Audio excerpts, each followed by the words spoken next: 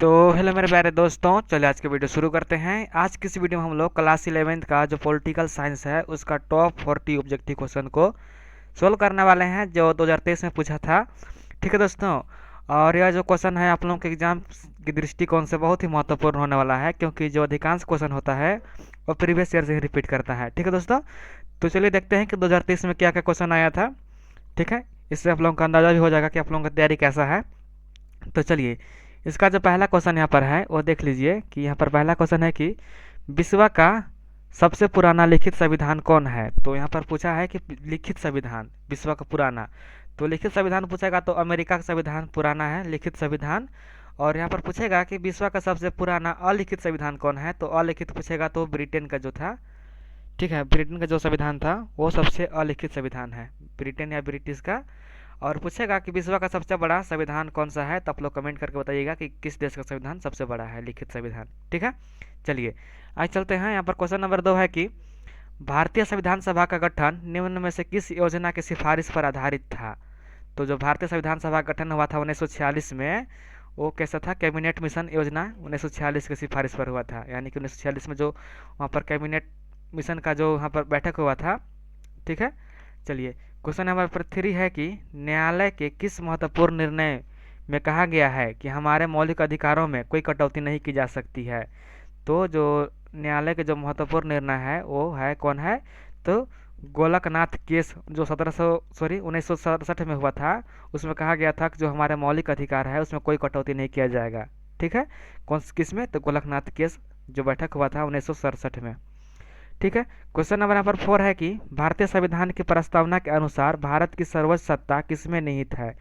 तो जब आप लोग भारतीय संविधान को जब प्रस्तावना आप लोग यहाँ पर बोलते हैं तो उसमें बोलते हैं हम भारत के लोग, यानी कि जो हम हैं वो का वहाँ पर प्रदर्शित करता है कि सारी शक्ति जो है, सर्वोच्च सत्ता जो है वो जनता के पास है। ठीक है, कहाँ पर है, तो जनता के पास है। समझ गए, चलिए आगे चलते हैं। क्वेश्चन नंबर 5 है कि किस संविधान संशोधन द्वारा संविधान में मौलिक कर्तव्यों को शामिल किया गया है। तो जो 42वां संविधान संशोधन हुआ था, जो हुआ था 42वां संविधान संशोधन 1976 में।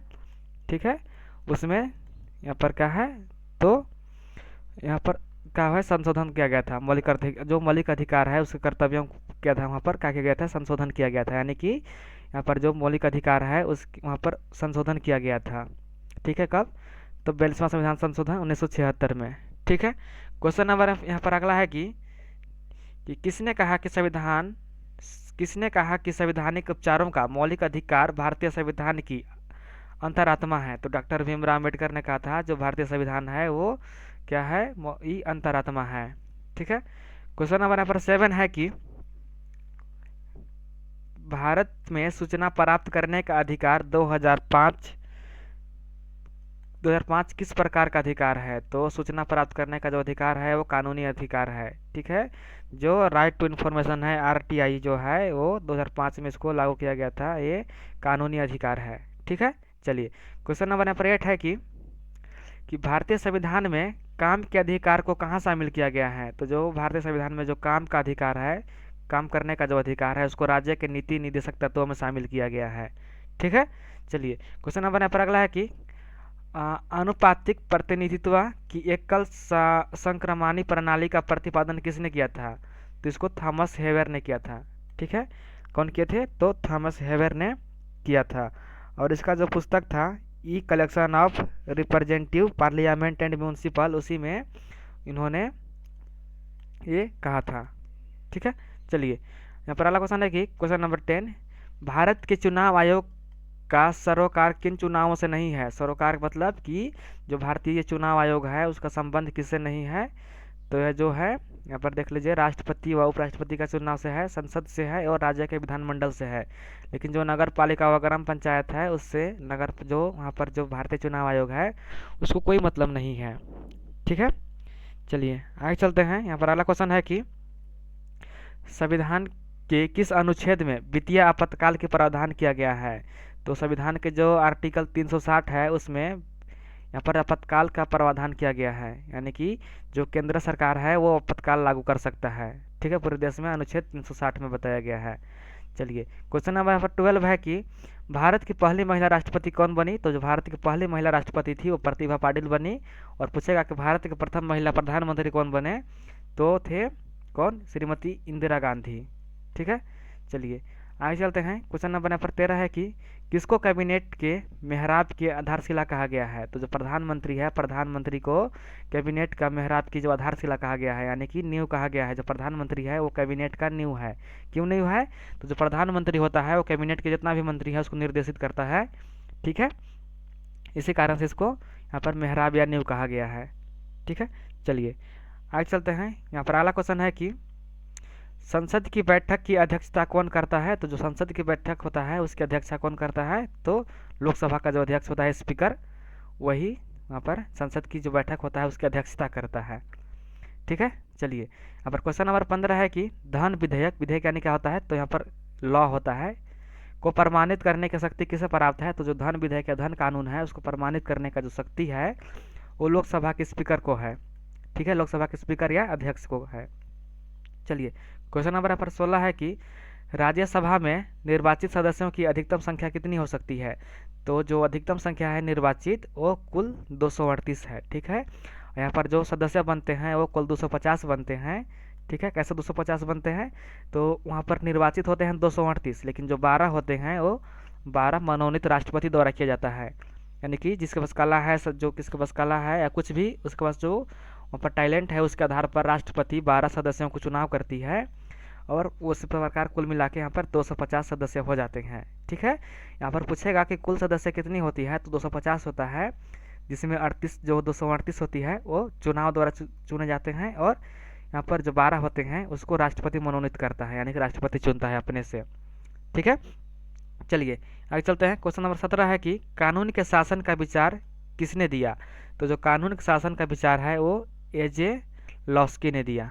ठीक है, ठीक है, कौन ऑप्शन नंबर हो जाएगा? ए हो जाएगा, एजे लॉस्की। चलिए यहाँ पर क्वेश्चन नंबर 18 है कि इस समय भारत में कुल कितने उच्च न्यायालय हैं? तो वर्तमान में भारत में जो उच्च न्यायालय है उसकी संख्या 25 है। ठीक है, कितना है? तो 25 उच्च न्यायालय वर्तमान में है।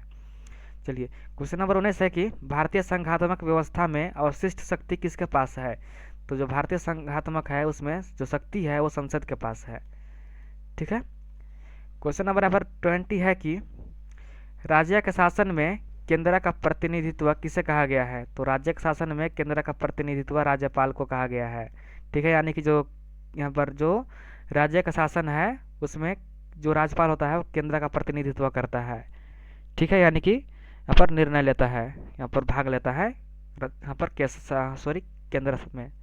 ठीक है, यहाँ पर अगला क्वेश्चन है कि सन 1959 में त्रिस्तरीय पंचायत राज्य व्यवस्था लागू करने वाले पहला राज्य कौन था? तो 1959 में जो त्रिपंचायत राज व्यवस्था लागू हुआ था वो सबसे पहले कहाँ पर हुआ था? तो राजस्थान में लागू किया गया था। ठीक है, यहाँ पर अगला क्वेश्चन है कि राज्य के चुनाव आयुक्त की नियुक्ति कौन करता है? तो राज्य की जो चुनाव आयुक्त होती है उसको जो नियुक्ति है वो राज्यपाल करता है। ठीक है, यानी कि चुनाव आयोग की नियुक्ति कौन करता है? तो राज्यपाल करता है राज्य के चुनाव आयोग का। ठीक है, और केंद्र का जो होता है उसको प्रधानमंत्री राष्ट्रपति करता है। ठीक है, अगला क्वेश्चन है कि भारतीय संविधान की संशोधन प्रक्रिया पर किस देश का प्रभाव है? तो भारतीय संविधान संशोधन की प्रक्रिया पर दक्षिण अफ्रीका का प्रभाव है। ठीक है, अगला क्वेश्चन यहाँ पर है कि भारतीय संविधान के 73वें संशोधन का संबंध है। तो जो भारतीय संविधान में 73वां संविधान संशोधन किया गया था, कब किया गया था? तो 1992 में किया गया था। ठीक है, 1992 में किया गया था। तो इसका संबंध जो है पंचायती राज व्यवस्था से है। ठीक है, क्वेश्चन नंबर यहाँ पर 25 है कि आधुनिक राजनीतिक विज्ञान कौन है? तो जो आधुनिक राजनीतिक वैज्ञानिक है वो कौन है? तो डेविड स्टर्न है, डेविड स्टर्न है। लेकिन यहाँ पर पूछेगा कि राजनीतिक विज्ञान के जो जनक कौन है? तो अरस्तु हैं, अरस्तु जनक है। लेकिन यहाँ पर पूछा है कि आधुनिक राजनीतिक वैज्ञानिक कौन है? तो डेविड स्टर्न है। बाकी सब कोटेलिया हो गया, अरस्तु हो गया, प्लेटो हो गया, प्राचीन राजनीतिक वैज्ञानिक थे, दास यहाँ पर क्या थे? थिंकर थे। ठीक है, अगला क्वेश्चन है कि रिपब्लिक पुस्तक किसने लिखी? तो जो पुस्तक है रिपब्लिक इसको कौन लिखा है? तो प्लेटो ने लिखा है।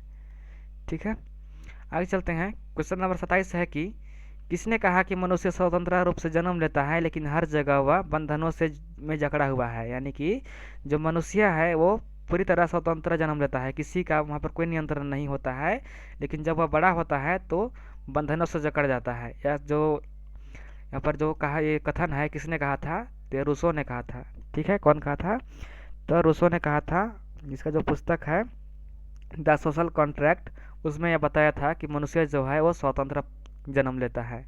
ठीक है, चलिए क्वेश्चन नंबर 28 है कि किसने फ्रीडम फ्रॉम फियर यानी कि भय से मुक्ति नामक पुस्तक लिखी थी। तो यह आंग सान सू जो है वो चीन के एक विद्वान है, उन्होंने ही फ्रीडम फ्रॉम फियर नामक पुस्तक लिखी थी। ठीक है, यहाँ पर अगला क्वेश्चन है कि समानता का मुख्य रूप है। तो समानता का मुख्य रूप क्या है, तो आर्थिक समानता भी है, सामाजिक समानता भी है और राजनीतिक समानता भी है, यानी कि ऑल ऑफ दिस हो जाएगा, इनमें से सभी हो जाएगा। ठीक है, अगला क्वेश्चन यहाँ पर है कि ऑन लिबर्टी पुस्तक किसने लिखी। तो जो पुस्तक है ऑन लिबर्टी, इसकी रचना J.S. मिल ने किया है। ठीक है, कौन किया है, तो J.S. मिल ने इसकी रचना की है। अगला क्वेश्चन है कि न्याय एक खालिस्तान अवधारणा है। तो न्याय कैसा है, कानूनी अवधारणा है। ठीक है, न्याय कानूनी अवधारणा भी है और नैतिक अवधारणा भी है और सामाजिक अवधारणा भी है। तीन में से क्या हो जाएगा, इनमें से सभी हो जाएगा, यानी कि जो न्याय है ये कानूनी भी है, नैतिक भी है और सामाजिक अवधारणा भी है, इसलिए इसका सही आंसर हो जाएगा इनमें से सभी। ठीक है, अगला क्वेश्चन यहाँ पर 32 नंबर है कि सच बोलो और कर्ज के आदरणीय ही न्याय है, किसने कहा था। तो यह जो कथन है सच बोलो और कर्ज के आदरणीय ही न्याय है, ये सेफलस ने कहा था। कौन कहा था, तो सेफलस ने कहा था। जो प्लेटो की रिपब्लिक बुक है उसमें सेफलस ने कहा था कि सच बोलो और कर्ज की आदरणीय ही न्याय है। ठीक है, क्वेश्चन नंबर यहाँ पर 33 है कि संघ और संगठन बनने का अधिकार किस प्रकार का अधिकार है। तो संघ या संगठन बनने का जो अधिकार है वो कैसा है, तो नागरिक अधिकार है। ठीक है, नागरिक अधिकार है। अगला क्वेश्चन यहाँ पर है कि काम का अधिकार किस प्रकार का अधिकार है। तो जो काम का अधिकार है वो आर्थिक अधिकार है, इकोनॉमिक राइट्स है। ठीक है, अगला क्वेश्चन यहाँ पर है कि भारत में नागरिकता कानून कब पारित किया गया। तो जो भारत में जो नागरिकता यानी सिटीजनशिप का जो कानून है उसको 1955 में पारित किया गया था। ठीक है, कब पारित किया गया था, तो 1955 में सिटीजनशिप की जो लॉ है उसको पारित किया गया था। अगला क्वेश्चन है कि सबसे पहले किस देश ने महिलाओं को मताधिकार दिया। तो सबसे पहले जो न्यूजीलैंड देश है उन्होंने महिलाओं को भी वोट देने का अधिकार दिया था। ठीक है, चलिए आगे चलते हैं। क्वेश्चन नंबर यहाँ पर 37 है कि किस क्रांति ने राष्ट्रवाद की भावना को प्रेरित किया।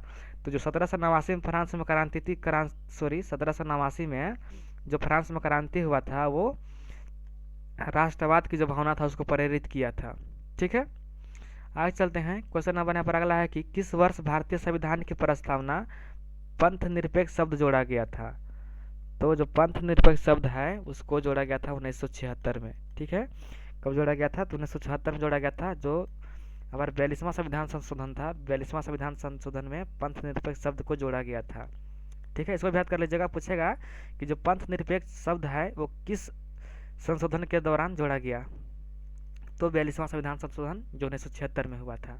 ठीक है, आगे चलते हैं। यहाँ पर क्वेश्चन नंबर 39 है कि सविनय अवज्ञा का नारा किसने दिया। तो जो सविनय अवज्ञा का नारा है इसको कौन दिया था, तो महात्मा गांधी ने दिया था। और महात्मा गांधी ने ही सविनय अवज्ञा आंदोलन शुरू किया था। कब किया था, तो 1930 में शुरू किया था। ठीक है, 1930 में शुरू किया था। और एक और शुरू किया था, एक और इम्पोर्टेंट है कि 1942 में उन्होंने एक क्या चलाया था, तो 1942 में उन्होंने एक नारा दिया था भारत छोड़ो आंदोलन का। भारत छोड़ो आंदोलन यहाँ पर एक चलाया गया था 1942 में, और इसमें एक नारा दिया गया था करो या मरो का। ठीक है, महात्मा गांधी के द्वारा ही दोनों दिया गया था। चलिए यहाँ पर क्वेश्चन नंबर 40 है और आखिरी है कि सरदार सरोवर बांध परियोजना किस राज्य से संबंधित है। तो जो सरदार सरोवर बांध है ये सभी लोग जानते हैं कि जो सरदार सरोवर बांध है वो कहाँ पर है, तो नर्मदा नदी पर है। नर्मदा नदी कहाँ पर है, तो गुजरात में है। ठीक है, तो दोस्तों ये रहा आप लोगों का 40 ऑब्जेक्टिव क्वेश्चन। आशा करता हूँ कि वीडियो पसंद आया होगा। वीडियो पसंद आया होगा तो वीडियो को लाइक करके चैनल को सब्सक्राइब कर लीजिएगा। ठीक है, फिर मिलते हैं नई वीडियो के साथ, तब तक के लिए धन्यवाद।